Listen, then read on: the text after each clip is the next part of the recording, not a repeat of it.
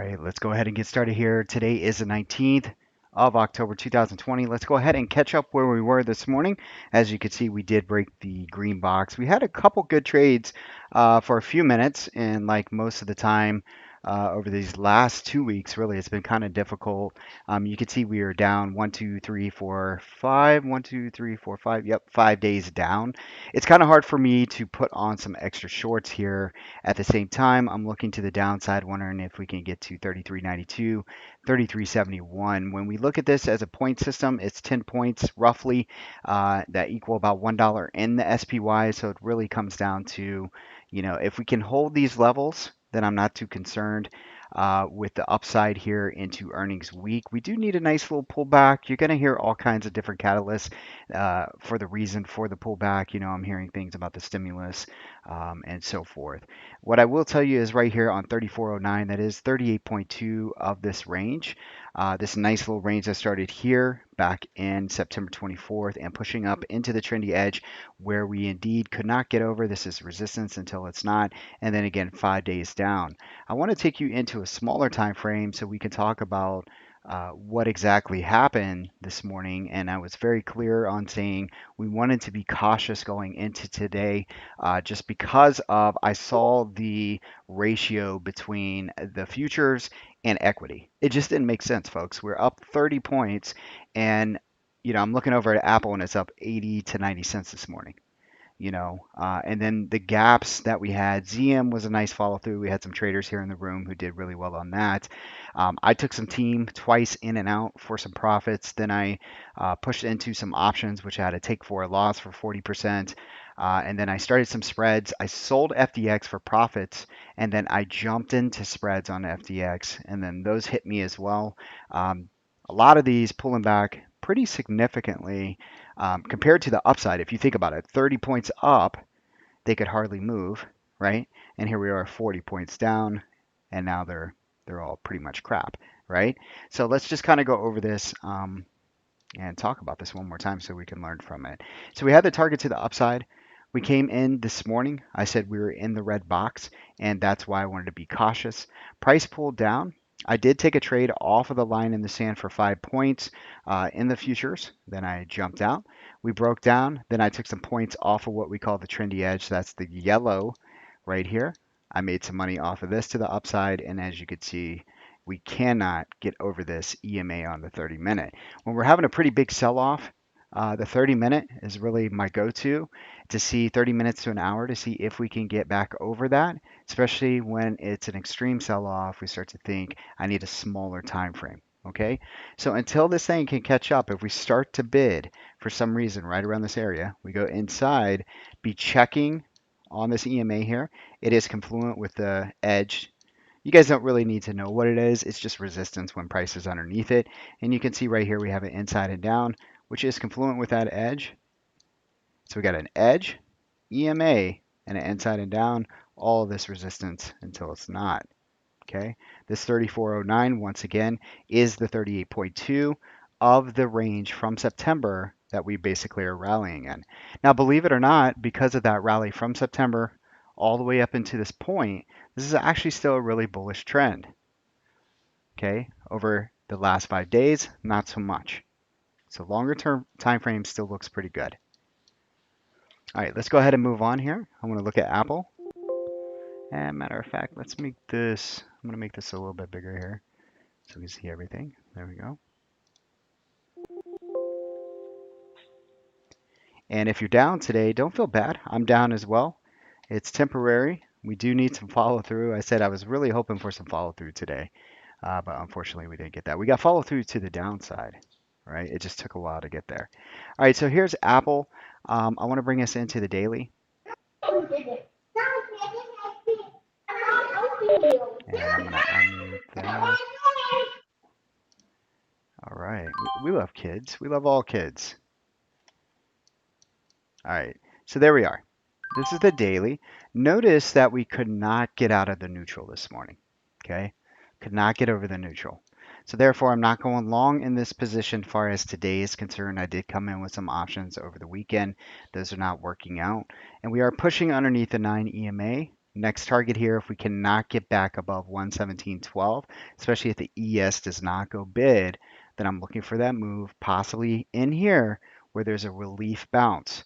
Now the idea here is if we come into that area that I showed you on the ES and Apple comes into this inside and up before their close, I'll probably try some on for size here into tomorrow's open. Again, looking for a move possibly into 114.46 if we could not break over this 117.12 here in the next 30 minutes to an hour. Okay. Anything below this, we start to really sell off some capitulation. Look for a move possibly into 110.40 and possibly 109.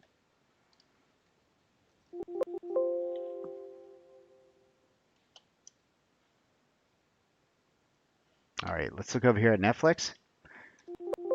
Netflix had a really nice bounce this morning. I mean, really, it was down about, what was it down about? One or two? Nice little pullback. But you can see it's hanging on. Same thing. The daily flushed the 9, came back up. Far as edges are concerned, we have resistance above right around 535. Okay, it pushed into this little yellow box that I have built for one of our members here, and that is resistance. The problem is that we were building inside and down here, and it continues to be a really tight range. Okay, really tight range. And so when we build these little inside and downs, we're just unfortunately building more supply above. So any sort of move to the upside is limited, okay, by this selling pressure here. All right.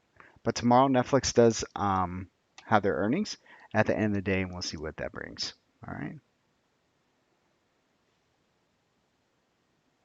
All right, ZM, let's go ahead and take a look at that. This was actually a wonderful trade. This worked out really well. It's still up $11. It doesn't matter though, right? And I always like to say that, like charts are really misconceived. Like you can look at it and somebody on FinTwit can say, "Oh man, look what I did. I called this out and went from here to there." But there's traders who are trading all different aspects of that trade. So just because it works out for me or you doesn't mean it works out for everybody, right? So let's go over here. The first things first, we want to go to a smaller time frame so you can really get an idea of what was going on.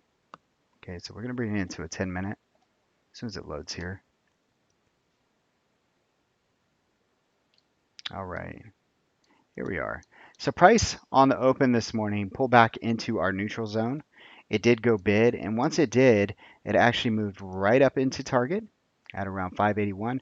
Push out of 581. Look at Thinkorswim. This is what happens when the market gets volatile. Anybody else have those issues? Can't make this stuff up. So it breaks over 581, pulls into 588, and then right back down close to the neutral. The biggest thing about today, let's go to whiteboard. Okay, this was the market, pre-market. Okay, most things came down. All right, look at these lows, and they started to push. So you have this range for today, really, at the end of the day. All right, and you just kind of range bound. If these get taken out, then of course, right here for ZM, I'd be looking for 556. And if for some reason, towards the end of the day, we start to rock it up here, I'd be looking at the range. So any chart that you're looking at, okay, especially if it has the same pattern, go ahead and measure from here to here, just like this. All right, we're going to put some fibs here, just like that. And this is a very simple process. As long as it stays underneath the 38.2, it's still bearish. If it breaks the 618, look for it to move into targets up above 584 to 586. Okay. So again, range bound on ZM for right now. Use this pivot low and this pivot high. This is definitely not the time I'd be looking at making trades unless we can get over those EMAs or above the resistance. Okay. Next one we're going to look at is team. I took this twice today, and then again, I rolled into some options, and I closed that option, I believe, for a small loss. Everything that we're trading this week and last week has been smaller.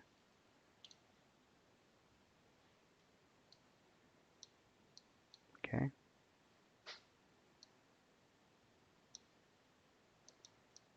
All right, so here we are on team. All right, so I took this trade out of here. We pushed up. I sold some, I trimmed some, then I bought again as soon as we went over this blue line, and then I sold it up here. I got out, I bought options, and then it went sideways to down, and then I closed it for a loss. Okay, and that's team. Same thing, nice little push here. You have your pivot low here, your pivot high here. I expect price to move down into around 209.85 here, and then from here we might get a nice little relief bounce. Okay.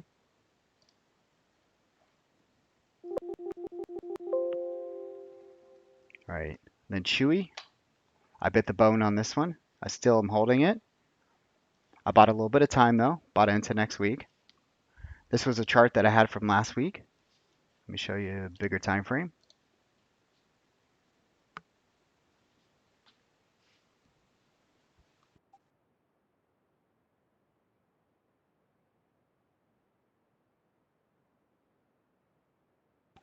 All right. So here we go on the day. Nice little inside day. Topping wick, a little bit of selling pressure with the rest of the market. Things look okay. We do have this little gap up down here. This is my only concern if we were to pull back all the way to here into that 64, 65 level. But as far as right now, I am still looking for it to come up into 72 again inside week. And with 5 days down in the market, if we don't come into a relief bounce soon, I'd be really shocked. I'm not trying to play off of that. I'm not going to go out and just buy things just because, but I am looking for a bounce here pretty soon. And if I can get that inside and up, what I'm looking for is this move right here. Okay, right into the trendy edge at or around $72. And that's Chewy. And then let's go ahead and look at FTX. Now, FTX, I did well. I think I made 70%, and then I rolled into further out. And look at this thing. Totally ate my lunch on this.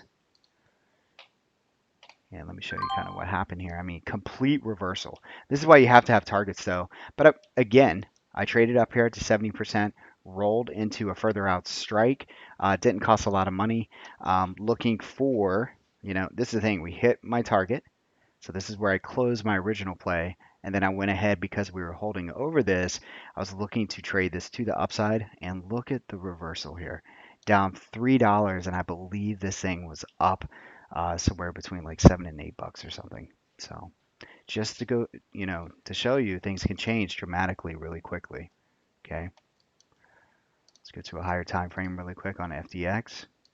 So a lot of what I'm doing during this is I am very aware that the market is moving down.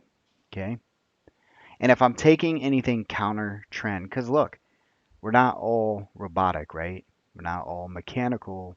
We deal with emotions. And when I deal with those, I have to recognize that I'm taking a trade against the tide, per se, or against the current. So what I like to do is actually buy spreads. They can turn into paper cuts, but they're very small. So instead of like trading something like a straight up premium where I'm paying 6 to 7 to 8 bucks and it reversing on me and me getting out for 70% loss and I lost, $600 on each one of those trades or contracts, that's a big deal to me. Basically, what I'm doing is I'm buying a call and selling a call against it, and I'm getting things that are priced anywhere from 50 cents to a buck. And if I lose, yes, it's paper cuts, but I'm telling you what, it takes a lot of me losing for that to add up to really hurt me. Okay. So as much as I would like to have some continued wins here, unfortunately, it's kind of been turning into paper cuts. All right.